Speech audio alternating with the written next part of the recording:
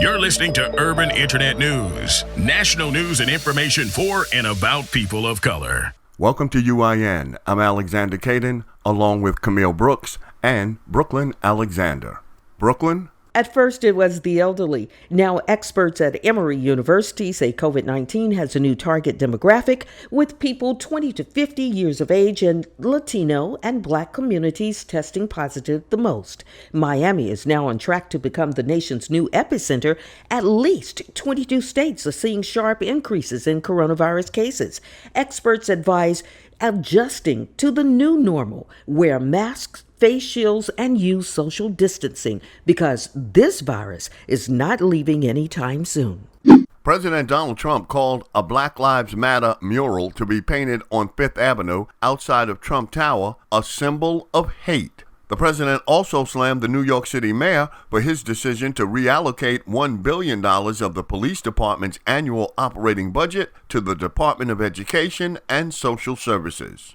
After striking out in 3 attempts to convince a federal judge in New York to release him from jail due to the COVID-19 pandemic, indicted singer R. Kelly is now taking a swing at a federal appeals court. We get more from CBS News Chicago. Kelly's attorneys say the court's medical conclusions are poor at best, claiming being 53 years old and recently diagnosed as pre-diabetic puts him at a higher risk. Katie Johnston for CBS 2 Chicago.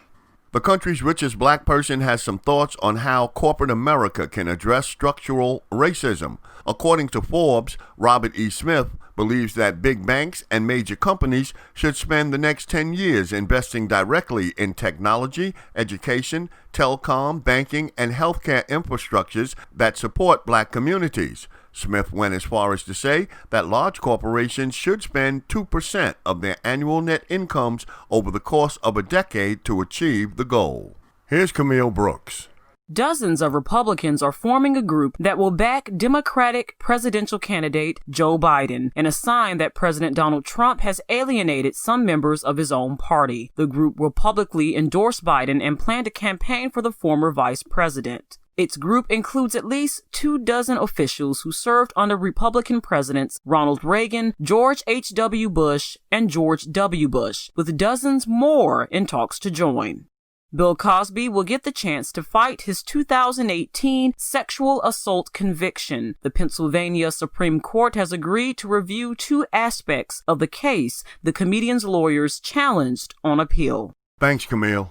Vandals defaced the statue of Arthur Ashe with White Lives Matter and WLM graffiti in Richmond, Virginia, where Ashe grew up. Ashe, who died in 1993, was the first black man in tennis to win Wimbledon, the U.S. Open, and the Australian Open.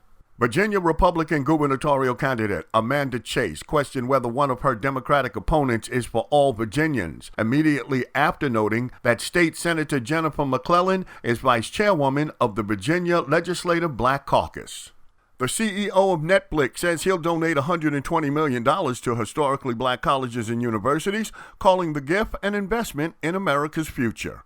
Senator Kamala Harris believes the circumstances and the evidence surrounding the police killing of George Floyd support the charges against the Minneapolis police officers involved in his death.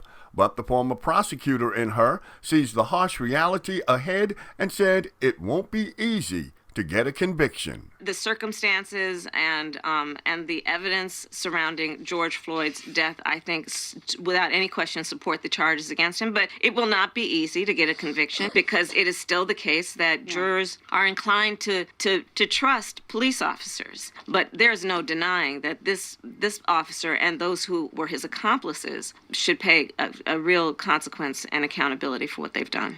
You've been listening to UIN. For news and information for and about people of color, visit our website at uinews.net.